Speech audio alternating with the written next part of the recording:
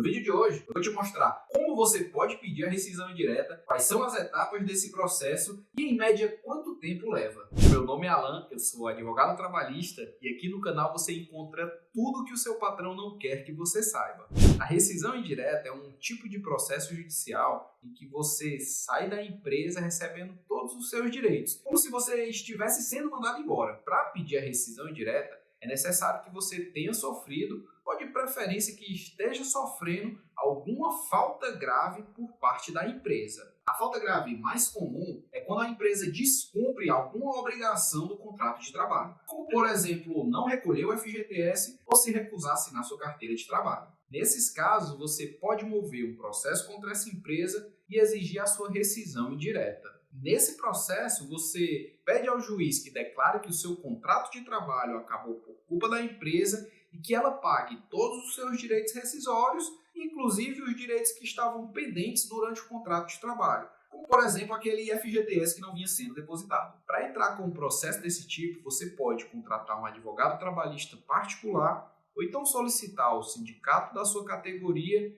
que disponibilize o jurídico dele para te representar. Eu recomendo que você pesquise bastante antes de contratar qualquer profissional e só contrate aquele profissional que te passa bastante segurança, que você sinta que realmente vai lutar pelos teus direitos. O processo judicial, como você deve imaginar, é algo longo, cansativo e com várias etapas. De maneira bem resumida, eu gosto de dividir um processo judicial em 3 etapas. A primeira etapa em que o juiz vai definir se você tem ou não direito àquilo que está pedindo. Uma segunda etapa em que as partes podem recorrer daquela decisão do juiz. E uma terceira etapa em que o juiz vai definir quanto a empresa tem direito e vai obrigar que ela pague aquilo.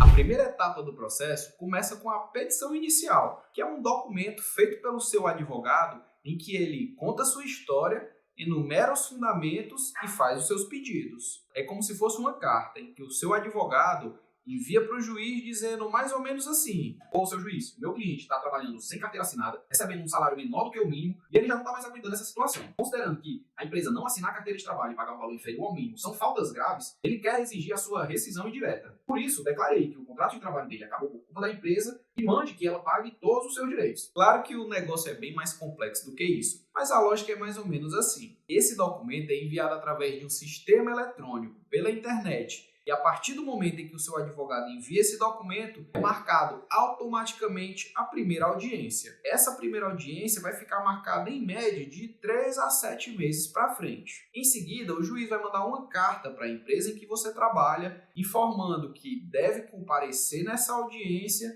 e tem até essa data para apresentar a defesa. O objetivo dessa audiência é tentar fazer um acordo entre você e a empresa e, caso não consiga fazer esse acordo, receber a defesa da empresa e ouvir todas as testemunhas. Dependendo da complexidade do seu caso, pode ser que essa audiência seja remarcada para uma outra data só para ouvir as testemunhas. Depois disso tudo, o processo vai para a mesa do juiz para que ele decida o caso. E essa decisão leva em média 3 meses para sair. E é com essa decisão do juiz que encerra a primeira etapa do processo e inicia a segunda etapa, de recursos. Tanto você como a empresa podem recorrer da decisão que o juiz proferir para o Tribunal Regional do Trabalho e para o Tribunal Superior do Trabalho. Existem uma série de recursos cabíveis e, em média, essa etapa pode levar até 3 anos para terminar. Quando não couber mais nenhum tipo de recurso, o processo retorna para o primeiro juiz que analisou o caso para que ele possa calcular quanto a empresa está te devendo e obrigar que ela te pague. E essa daí é a terceira etapa do processo. Não necessariamente a empresa vai recorrer dessa decisão. Inclusive, para que ela recorra, pode ser que ela tenha que depositar no processo até R$ 12.000. E aí, se o recurso dela for negado, esse valor que ela depositou já vai ser imediatamente liberado para você e vai servir para ela pagar o que deve. Se a empresa não recorrer, o processo pula da primeira etapa